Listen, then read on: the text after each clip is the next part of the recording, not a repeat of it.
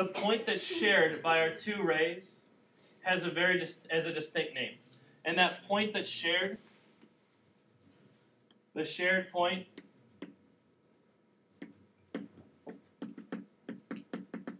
is called the vertex. Okay? Now, hopefully that's a review from days of yore. But that has a specific name that I'm going to be using throughout today's notes and from here on out. That point where the angle is formed, that kind of defining point, is called the vertex. Okay? And then let's run through just the four types. Hopefully you've seen this before in the past. Not going to belabor the point. But there are four types of angles by their measure. An acute angle, what's special about an acute angle? Its measure is less than 90 degrees. A right angle, what's the measure of a right angle? Equal to 90 degrees. An obtuse angle is between 90 degrees and 180. Bigger than 90, less than 180. And a straight angle is a straight line. And that measure of a straight angle is always 180 degrees. Yes? Is that equal sign? That's? Straight. Yep, that's not, that wasn't supposed to be like a tilde or something. That was an equal. When we name angles, we're going to name angles by putting their vertex in the middle. So we're going to have 3 points, 1 point on each ray, and then the vertex in the middle. So one angle that I see in here is angle MNO. Would be angle MNO in here. Angle MNO. What's another way we could have named angle MNO? There's one other way you could have named that same angle. Yeah. Yes. Angle ONM is an equivalent name. What you could not do to name the same angle would say angle NMO.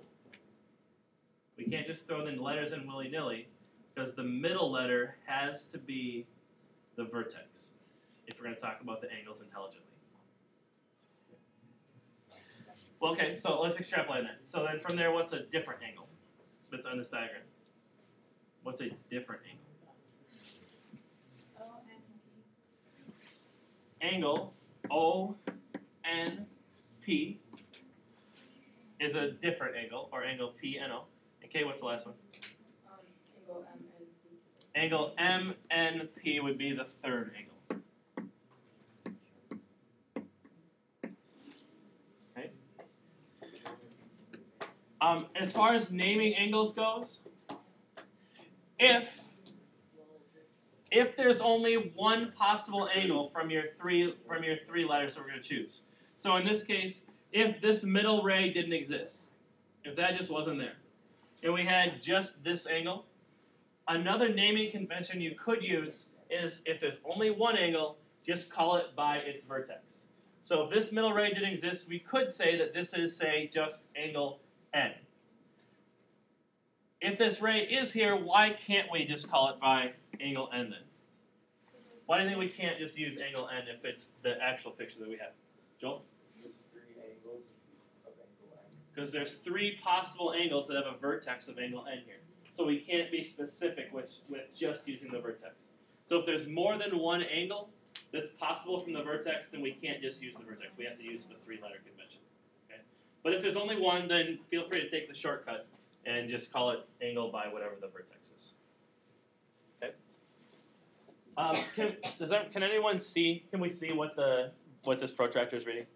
This is supposed to be at 70 degrees. This is at 90 degrees. Those are at the zeros.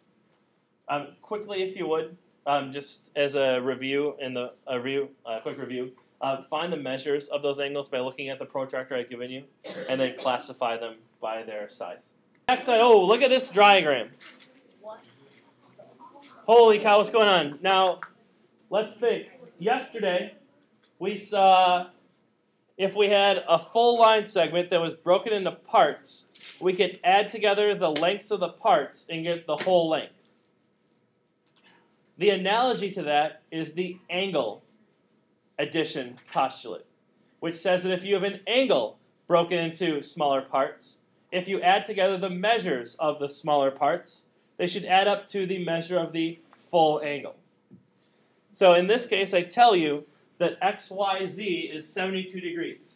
X, Y, Y, Z is 72 degrees.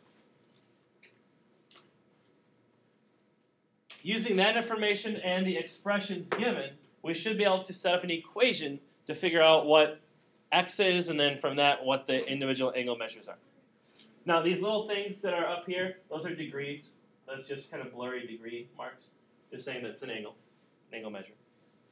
So then we should be able to say what? What are the two parts? What are the expressions for the two parts?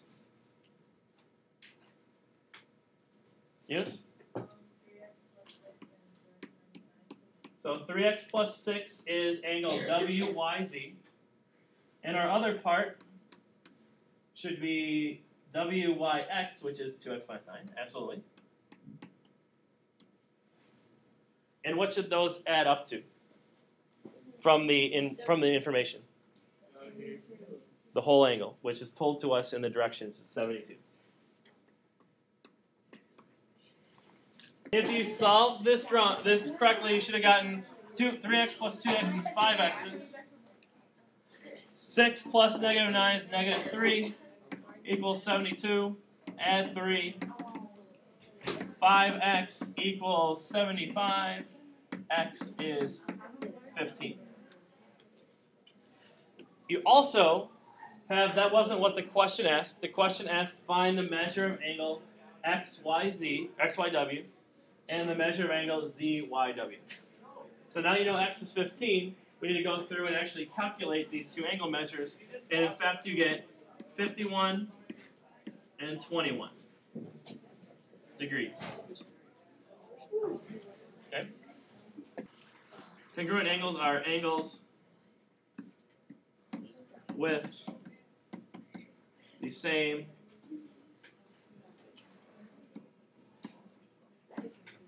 degree measure. Okay. Angles the same degree measure. Angle bisectors. Angle bisectors. What did segment bisectors do?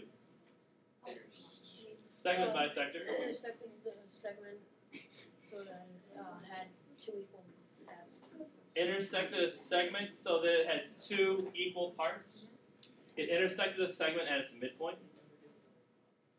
An angle bisector is a line or ray that divides an angle into two congruent angles.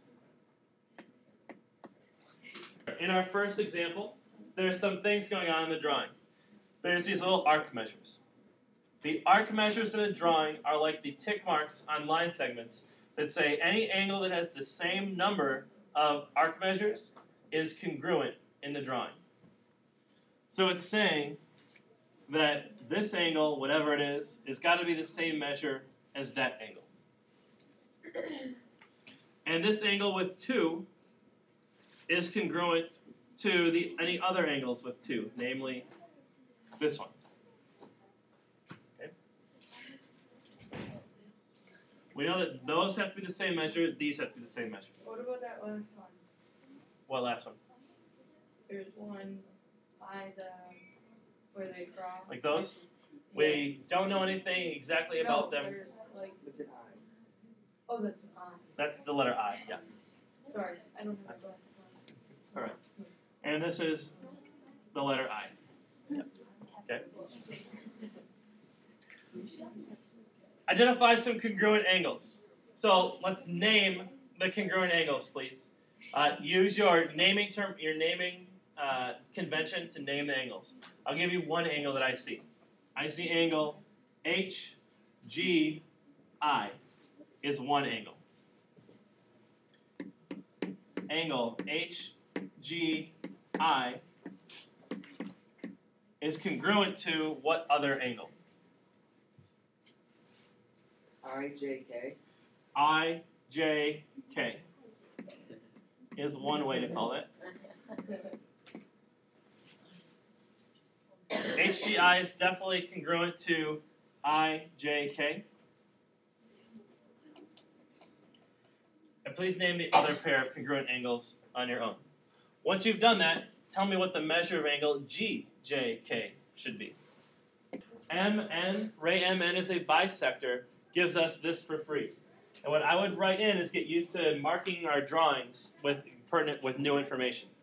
In particular, we know that since this is a bisector, it must mean that this angle is the same length, or the same measure as this angle. We can put those little arcs in that tells us that they're the same measure. Knowing that, and knowing that the big angle, PMQ, is 122, what's one of these two smaller parts?